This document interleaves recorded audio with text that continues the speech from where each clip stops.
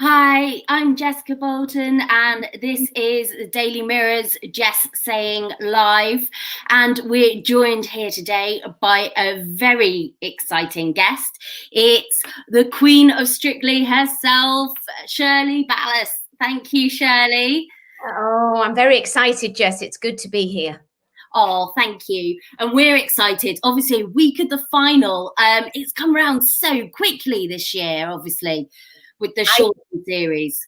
I think with everything that's gone on, it's been absolutely marvelous that people have tuned in and really enjoyed the show. But most shows seem to go by fast, but this one feels like it's been on one of them tram track trains. It's just whoosh, and now we're at the final and it's whoosh, it's already gone. So How's it been this year with the obviously all the new precautions in place for coronavirus, and also sitting a little bit further away from Craig, so you can't quite hit him when he's being really mean? Well, actually, I love our little pods. I feel like I'm going to be skyrocketed off to space any minute. And, I so miss Bruno because he was the one normally off to my left that had to be careful of his arms. But Craig's always very respectful and he has his own space in his own area. I was never really worried about Craig's arm. But sometimes he needs a little clip round the ear if he's given a low score. Exactly. So, he's a bit of a meanie. We've had him on here, and I know he's lovely in real life, but honestly, some of the things he comes out with. No, it's just to address the first thing first. It's been a hard week this week, hasn't it? With a lot of people have had a lot of opinions about last week's elimination and Ranveer going home. I know you've been. I saw your Instagram message. You were really upset, and some people have taken this far too seriously in a way, because that you've been getting a lot of horrible hate, haven't you, online for sending Ranveer home and keeping Jamie? Well, I'll clarify it. First of all, I had a little bit of hate and I thought it was very, very important I took the man's handle off, but it was important that people saw the kinds of things that people say to me. But once I posted it, I had thousands upon thousands upon thousands of great messages. So generally, I feel very, very well supported. I just don't feel it's necessary to go into the terrible name calling. You know, I don't just think about myself. I think about the child at school, the people in the workplace. You know, I've been bullied in the workplace. It's important for me. I don't mind that people disagree. I have 50 odd years of experience when I'm judging. And let me tell you, I've done Loose Women and I love Ranveer very, very much. She's absolute sweetheart. She had an amazing journey, but I have to judge what is in front of me, not what went the week before, not what I think they can do in the final, but exactly what they're doing in front of me. And for me, Jamie just had the upper hand on this particular day, and that's who I went with. And I absolutely made the correct decision. Yeah, I mean, that's the thing. People are so invested in Strictly. They feel like, but they've got to remember, you've been doing this for, as you say, 50 years since you started dancing. You left home at 14 to start dancing, didn't you? And you're a professional. Well, you know, Jess, I love it that people are invested in it. I do. I really love it. And I love it when I get the messages, you know, Shirley, I thought Ranveer had stayed, but you picked Jamie, and they give their reasons why. And I often reply, I'm okay with that.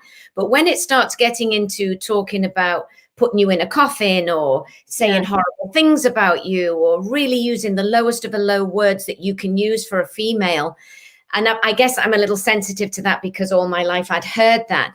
So I just don't think that's necessary, but very happy for the viewer to disagree with me, and we can chat, we can discuss. I'm okay with that. I think it's quite healthy.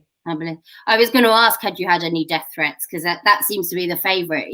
Everyone gets them. I get them from some of the articles you do. It's ridiculous. Have you had any? Actually, not this series. I feel like with the whole COVID situation, that generally people have been very kind and caring, and, you know, people have lost loved ones, which is just terrible. And I feel like everybody's rallied round, and Strictly was like that nucleus. It was that thing to go to every week to get a little bit of enjoyment. So no, I haven't had too much hate at this series. That's good. We got a lovely message here from Kate Cotterill. Is 50 too late to start dancing? Her husband wants to, and I believe she's just wondering whether it is too late. Kate, it's never too late. It's never too late to get out there. Find yourself a nice little studio in your area. Let me know if you can't find one. Go in there, do the social dancing. It's something that you can do with your loved ones. It's something I've done with my boyfriend, Danny. It's absolutely fine. And don't be nervous. You meet new people. You learn the basic steps. You'll learn just the first 5 steps in each dance. It's absolutely rewarding. You will love it, Kate. So there you go, Kate. We want to hear more about how that goes. So obviously Nicola and Katia were the sort of story of Strictly this series at the beginning, and sadly had to leave. Do you think they had what it takes to have got to the final, maybe? What do you think we would have been seeing them on Saturday if it wasn't for the coronavirus tests? Well, I have no crystal ball, but they were certainly doing extremely well up until they got the virus and they had to sadly step aside. But they will be coming back in the final, and there will be something rather special there for the viewers that, you know, missed them. So could they have made the final? I think anybody could have made the final. The whole cast has been absolutely stellar and outstanding this series. It's a really strong year, isn't it? Do you think it's the sort of strongest year since you've been there?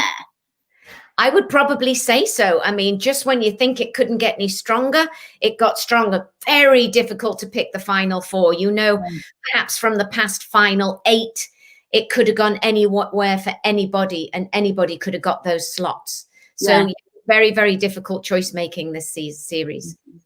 And talking of the final 4, just to run through them for anyone who needs to remember. First up, we've got Maisie Smith from EastEnders. She's had quite a journey, isn't she? Because I know at the beginning, it was said that you said she shouldn't be too cocky. Now, that wasn't the actual words you used. A lot of people said that, but you said it a much different way about she shouldn't take for granted winning the Christmas special. That means that she could automatically get all the way to the final. I was asked a question that she won the Christmas special, and I said in return, anybody who's in competition or anybody who wins a Christmas special should never take for granted that's an automatic win. Yeah, that's what I said, applying to everybody. But of course, with the press, they want to always just say, not with us. Let's just say that it wasn't us, Shirley. So just spectacular journey. And what I love about Maisie the most is she's been in that bottom 2. Obviously, you know, she didn't get the viewer vote. She found herself in the bottom 2. She fought. She came back. She started to concentrate on detail. She is young. She's 19, youngest, you know, babe that we've had in this final. She is an absolute amazing, delightful dancer. She will be showing us her samba, I do believe, and plus her freestyle. So we're very excited to see that. That'd be great, because I actually really liked her doing ballroom, because I know she sort of said, oh, I'm going to be Latin, but she was very good at the ballroom as well. I thought she looked so elegant last week doing the Viennese waltz. Well, she is a shifter. So a shifter means somebody that's light on their feet. They can maneuver across the floor. She's no fear. She's powerful. And I think that's why she has done so well, particularly in the quick step. That was a highlight for her. Yeah. There was a couple of weeks when she was in the bottom 2, the 2 weeks running, and she wasn't actually marked that low from the judges' scores. So it looked like she wasn't getting the public votes. Why was that? You know, she seems a lovely girl. Do you think she's obviously turned that round now? But why do you think she wasn't getting them? I think that's a question for your viewers. Please type us a little message and let us know why, because I've got absolutely no idea why the British public would not vote for Maisie. We scored her very, very well. She executed her dances to the best level that she could at where she was at that time. So I never really understand why the public vote for this one or not that one. You know, perhaps sometimes they like a journey that starts from scratch or something like that. I really don't know. But nice question for your public. It is a nice question for a public. Let's see what they say. And obviously, number 2, we got Harvey as well in the final, the other youngest contestant from this series. And I mean, I love Harvey. I must admit, I didn't know much about Harvey. I'm obviously too old at the beginning of the show. But he's done really well, and he's come across as a really nice guy. The rumba, I thought, I thought that was a really hard one for him to have to do, because Jeanette was sort of saying it is a sort of mature dance, is what she said, and he's so young. How can he sell that on the floor? But he did all right, didn't he? I thought he did exceptionally well. My only criticism with him that he had to have this continuous body motion that he has had so successfully in so many of his other dances. So thank goodness I won't be getting rumba in the final. So his dances are going to be in the final. He is going to be doing the jive and the American smooth, and that boy has got the most beautiful posture. Also, you can tell he's been raised very, very well from his mum and his dad. He's just got beautiful manners. He's so respectful. You can see that when he's dancing with Jeanette. And I think that comes across to the public. He's just sincere. He's sweet. He comes across. He takes criticism well, you know, no attitude with him at all. No, totally different from what my sort of preconceptions would be, actually, to be honest, of what I thought he'd be like as a young YouTube pop star, you know.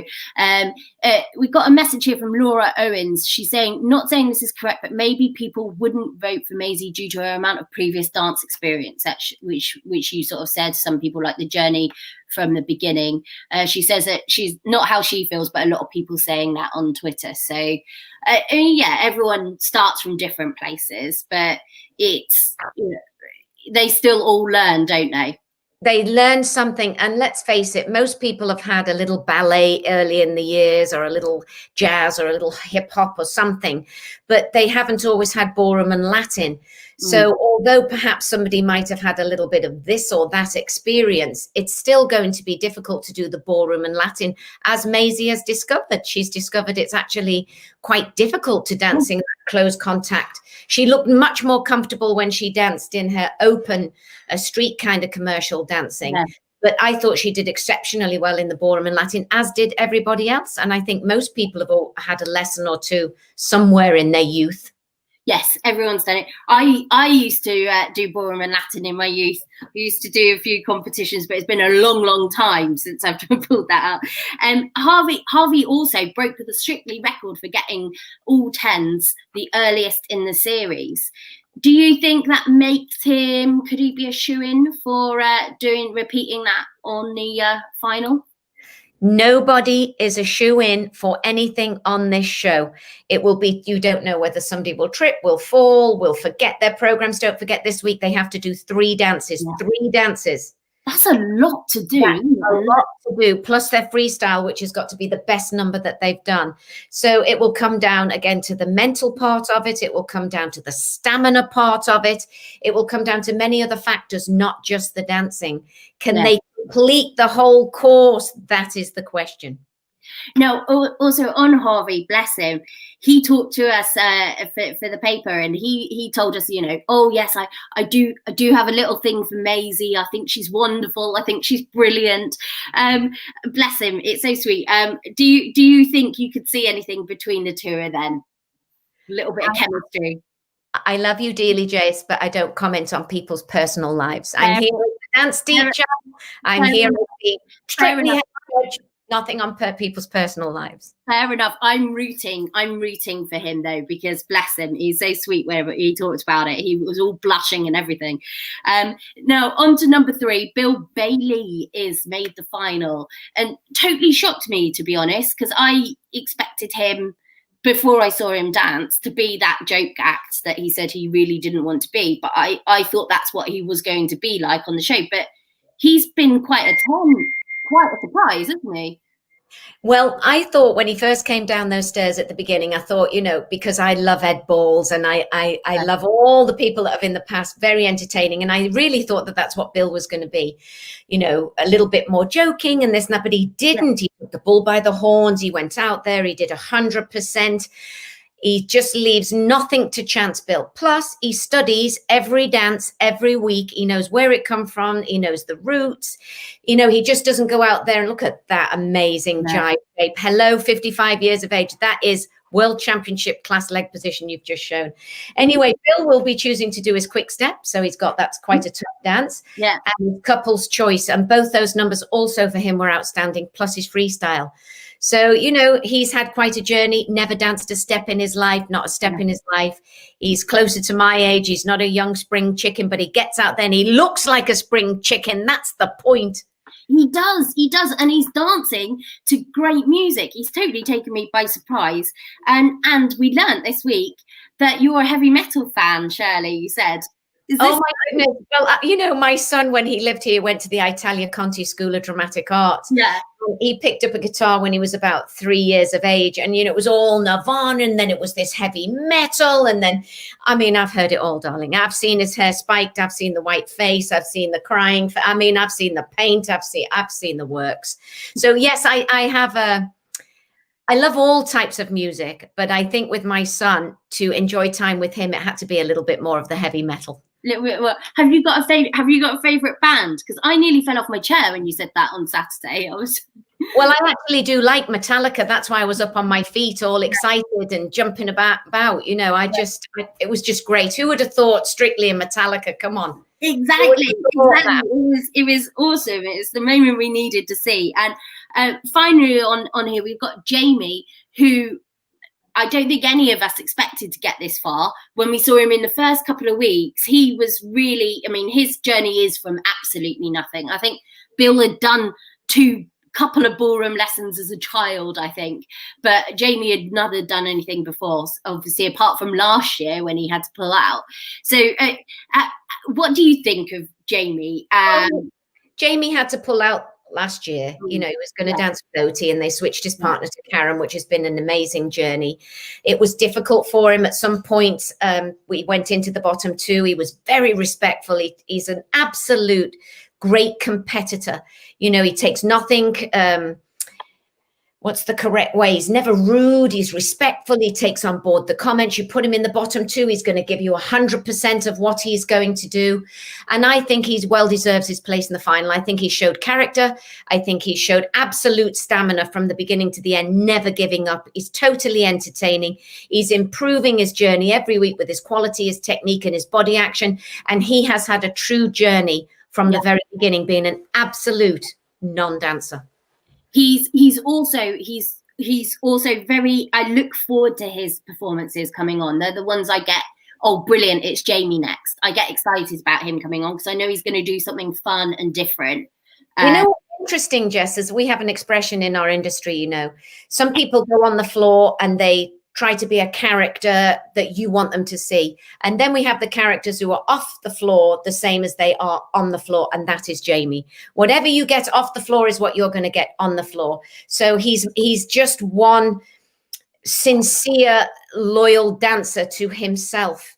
And I think that's what's very attractive about him and his performances. Who, if you were asked now and you had to choose, and I think I know what you're going to say, who would you think would be the winner, or who would you make the winner based on the past dances that they've done so far? That is absolutely easy. I can give you my winner right now, and that would be all four of them because they're all amazing. It could be any of them. I seriously mean it. Will be down to the audience at home, 12 to 15 million viewers. Get voting, because we will have a guide, but you ultimately will pick that winner. But for me, they're all winners in my book. I love that. Laura Owens here is saying, who do you think has had the biggest journey? I think we've probably just answered that with Jamie, but is that the case, or? No, I think they've all, I mean, look at Bill. He's had an amazing journey. Jamie's had an amazing journey. Harvey's had to learn all the ballroom. He's had lots of criticisms. Maisie's gone into the bottom two and then out. And they've all had this amazing personal journey. I don't think you can say one journey has been stronger than the other. The four finalists have got there on their merit. They've had highs, they've had lows, ups, downs, criticisms, happy moments, 10s, 5s. They've had it all. They've all had miraculously amazing journeys.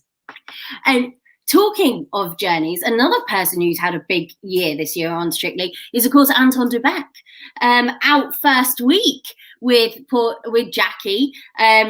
got to admit, we did see that coming. But then obviously sorry, Jackie, sorry. But then we finally got to see him on the judging panel. And how brilliant was that? Well, first of all, I don't think people know I've known Anton Du Beke for nearly 40 years, and him and I are a very similar age. I've known him all my dance life. He's an amazing character. And he was absolutely a delight to have on the panel while Motzi was off. And I totally enjoyed it because I know him. I thought he was kind. He was caring. Yeah, absolutely marvelous. And I love to dance with him. You know, anytime that we know the judges are going to do a little bit of dancing, I'm always like, oh, can I dance with Anton? Can I dance with Anton? So I love to have a little foxtrot around that floor with Anton Du Beke for sure. And Lewis Morris here is asking the question, I think a lot of people have been saying, can they keep Anton as a permanent judge next season? That would be a question for the BBC. It's above my just turn up and do my judging. I have got absolutely no idea of all that. Would you like him to join the panel as head judge? Would he be a good benefit to the panel? I have absolute sincere trust and faith in the BBC that they will pick the people that they feel are right for the show at the time. Oh, my friend was like, why don't they just let Bruno stay in America? He's in America. Let Anton have a go. So passed it on as a suggestion, but we love Bruno as well. So it's I know before I saw before you said that when Darcy was on the panel, who you loved, didn't you? I mean, we all love Darcy, but you said that you were hardly eating anything because you wanted to look, keep up with her and look brilliant on the thing. Is that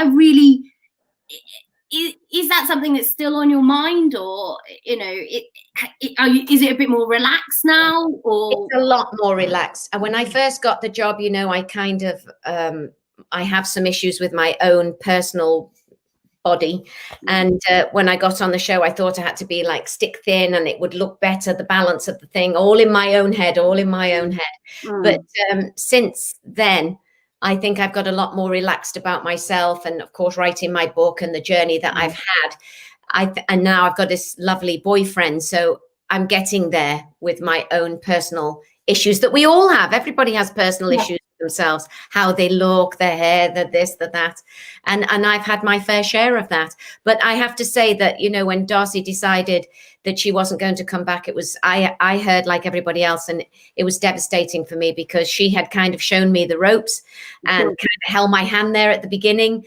Marvelous lady, a true treasure. Oh, she is. She's great, and Motzi's brilliant as well. I think she's really been a nice addition to the judging panel in these last couple of years. When I heard it was going to be Motzi, I've known Motzi over 25 years. Yeah. So we used to judge her. So I've known her a long time personally, and we stay in touch, off strictly. So we're really good friends. I couldn't have thought of bringing anybody more exciting than her. She's like a bottle of Spanish champagne. She's just all bubbles and sparkle. So yes, wonderful. And you and Craig had tensions at the beginning. I think there was a few little bits, wasn't there? But now you're good friends now, aren't you? You've just done a DVD together as well, I believe. Well, we had our tensions at the beginning, and I was able to address those. I'm one of those people that if something goes awry, I want to discuss it, deal with it, and move on from it. I don't hold grudges. I've just never been that person. We dealt with it. It was over. He sent me the most beautiful flowers. He truly has become a sincerely dear friend of mine. He is absolutely the epitome of a gentleman. And doing that Perfect 10 DVD with him was one of the best days of the whole series. We laughed. I was trying to change his mind on the DVD. Come on, Craig, sure, give that one a 10. You gave it a 9 way back when. And trying to move him and get him to change his mind was like pulling teeth. Oh, I bet. Do you ever give him a good telling off behind the scenes and say like that was far too mean what you said? Like that Anton being in the cheap seats, I was like, ooh.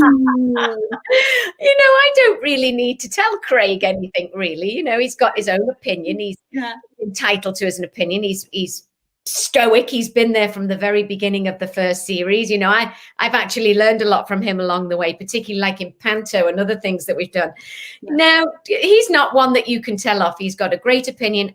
Actually, I agree with a lot of what he says. So, yeah, he's an amazing man in my life for sure. And do you have like a little Strictly Judges WhatsApp group? Is there, and are you doing like a little Secret Santa or anything? Well, we're not doing Secret Santa, but we always get each other a little bit of something. You know, last year, Motzi did some baking, which was absolutely yummy. So I'm looking forward to that. And, you know, there's wines given out and gifts and nice cards and beautiful messages. So, yeah, it's lovely. That's fantastic. Now, obviously, your book, which I think should be the Christmas present for all of the judges and all of the pros on there, because it is brilliant. This takes us from when you were born, and you was just starting out, and it talks about some very, very hard issues, doesn't it? And I know that you've said it was very therapeutic writing it. It talks about how your dad left when you were 2, and your dance journey, where you, like we said before, you actually left home so that you could carry on professional dancing at 14, so young, and you've just worked so hard. Obviously, one of the hard things it does talk about is your brother, David, which you've said before, who sadly died very, very, very young at 44, wasn't it? In 2003. I know you said last Christmas that you'd finally been able to sort of celebrate for the first time in 16 years, as it was then. How are you now? Has the book helped you process some of that and made it better still to be able to deal?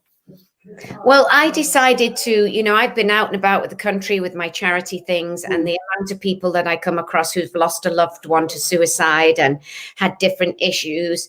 Actually, all the stories put together, I think, accumulated together, made me feel, okay, I should write my book. I wanted it to be an inspiring journey of this young girl from a housing estate that people did not believe in, and that no matter what you do, you must never give up. I mean, one of the stories in the book, I won the British Championships Open to the World at 23 years of age. I then left. It was a big drama. I got a different partner. I trained from a beginner, and I went right back to the first round. So I won in 83, and in 84, I was standing on the sidelines, not even getting a recall.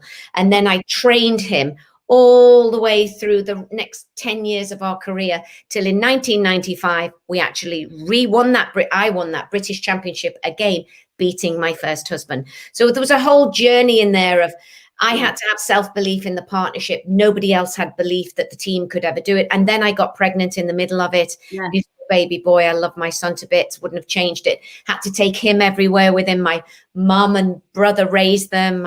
Then my brother took his life, and bullying in the industry. And, you know, not just, that's why I called it Behind the Sequins, because people look at me on the show and all dressed up in the eyelashes, and they don't realize what a struggle and strife that life has been for me, like swimming upstream. Really, really difficult story that I've tried to put with some good parts, some happy parts, some extremely sad parts, but all together, that you can come through anything. And then to end up getting the job at 57 on Strictly, I wanted to share that part of the journey and how it actually came to happen, because it's not what people think. So it's been an interesting journey all round for me. Just to explain to people watching, how did it come to happen? Or do you not want to share that? Is that something we can read about? I can give you, you know, my son had a huge part. I was being bullied in the industry at the time by men at the top. And my son said to me at 57, why don't you try to go for the job on Strictly? And I said, well, I've no TV experience, Mark. They're never going to take me. He goes, Mum, you've got the credentials. Why don't you try? So I flew over on my own dollar, so to speak, because I was living in the US. I tried for the job. I thought I'd failed miserably in the first interview. I got a second chance. And then I felt like I did much, much better, never thinking in a million years that they would take somebody 57 years of age, no TV experience. And they did. Louisa Rainbow believed in something that she saw in me, and she gave me an opportunity, and it literally has changed my life. And I don't mean change my life in a financial way at all, because I was already set up. Change my life. I can work for the suicide prevention. I can work for the mental health. I can work for the cancer. You know, my mum's got cancer. Actually, I'm going to bring her on in a minute so your viewers can say hello. You know, I'm actually going to get to spend Christmas with her. But, you know, she had cancer. My brother lost his life. So I've been able to do a lot for the charities. And with my boyfriend now, we do a lot for the homeless. So you could say that this job has brought a platform for me to share with people. And I think that's the best part about the job, other than my journeys with all the celebrities. That's just absolutely marvelous. And just having that voice to be able to talk about these things that are so important to you. Is we got a little message here, Nicola Askins, just to say you're brilliant, Shirley, fantastic head judge, which I think we're all really. Thank you, Nicola. I want you all to meet my mum. Mummy, come here, mummy. So I haven't seen my mum in the longest time. Mind you don't trip over. No, you've been apart during all of coronavirus, haven't you? We have. Come sit here. So this is my mum. 83. This is the woman that's responsible for everything, and she's just the matriarch. She's the one who believed in me. She's the one who gave me opportunities, aren't you? You want to say anything? Hi. You don't want to tell them any of my secrets then? No. Are you sure? It's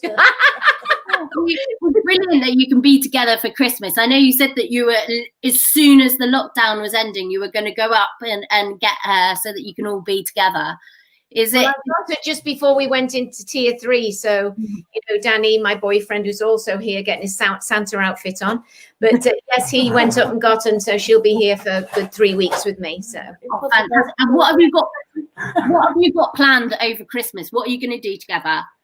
Well, depending on how the tiers go, my brother's daughter may come down, Mary, and then my mum, myself, and Mary will have it together. Danny's going to go up and see his little boy and his family.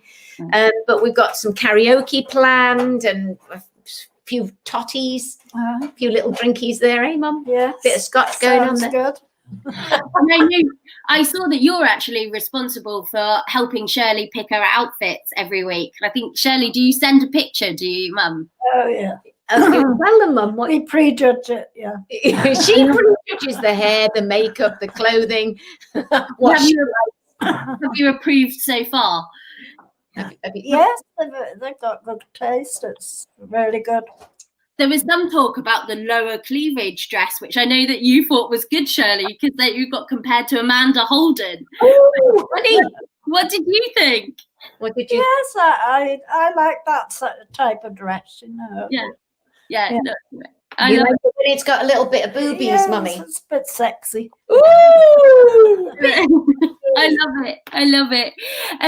And Shirley, obviously we've heard about Danny. I know that you talk in the book about your 2 previous relationships. Now I know you're still close with your first husband, aren't you? Tell us how close you are to your first husband. My first fiance, who I got engaged to at 16, is now. Are you going, Mum? Yeah. Okay, Danny,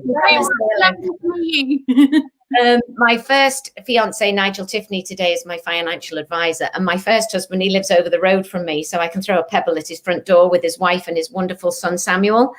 And then my second husband still lives in the USA, close to my son. And yes, and now I'm with Danny. It's lovely that we've been. You want to say hello, Danny? And you strike me. He's got children's parties. He does children's parties. So come and sit down. Are you going to have this not just what's going around the house? Hi, Danny. Hi guys, all right? Hi, lovely to meet you. So he's getting ready for his children's parties. He's doing those. We're doing a couple of, sort of obviously at this distance, yes, tomorrow. And we're doing Father Christmas a bit later on for a friend of mine as well. So just we're doing just to cheer the kids up, you know. And you two are so lovely together. Now, you met 2 years ago. I know that you just seem so happy already, and you've said that he's been a big part of you helping to move on and be happy again and celebrate Christmas again, because last year was the first you'd celebrated since your brother. So I hate to put the pressure on. I know you've sort of maybe said, you know, a rig might be on the cards at some point. Feel a bit awkward with Danny sitting there, but well, you can't go through life always enjoying yourself. No, hey, the institution. Watch the space. Ooh, I love it. And it came from him, not me. Exactly, I do love that. And well, you just don't know, do you? What could have you got anything romantic planned for Christmas for the two of you? What are you getting for each other? Oh, well, you obviously can't tell me what you're getting, but do you plan like a nice romantic pre-Christmas because you're not going to be together? Well, we might have something next week. Again, it'll depend on the tiered lockdown. But for New Year, for sure, all being well, we will get to spend the New Year and let the New Year in together. So that's kind of what we planned. And then he'll go up and see his boy, and I'll be with my mum. So it's worked out really well. We got to spend the whole of lockdown together. So we really got to know each other on a more personal scale, because we used to see each other once a week. From when we met in Panto, and then we got to see each other, of course, every single day. So we learned a lot about each other. So, which is a nice lesson in itself, because I think you said you haven't given up on finding love and having that side. You've brought out this whole brilliant side that you didn't expect all of a sudden. So, I mean, how happy are you two together? Is this the end game for you, Shirley? No, first of all, nobody should ever give up on love. I think I had, and then I met Danny. But, you know, to everybody out there and anybody who you know, is still looking, never give up. You never know what's around the corner. You never know quite how you're going to meet. One can never see what's going to be down the road. But certainly as we sit here today, we definitely are in love with each other, and it's been a beautiful journey. You two are so gorgeous, and thank you so much for coming on. I know that you've got to go, because I've got a little message coming up. And, thanks to all your readers and listeners. Thank you for everybody who's supported me through this whole journey, and for all the beautiful messages that I get. And thank you for allowing me to do this lovely interview today, pre-Christmas and pre the final. And to everybody out there, please vote. All the finalists are deserving, all of them. And it will be down to the general public at home at the end of the day. So enjoy the show. Have an absolutely amazing Christmas. If you're lonely, reach out to somebody to talk, you know, if you're not feeling well or anything like that. So. Yeah, that's a really important message. Reach out to people to talk, because we have got to be there for each other this year.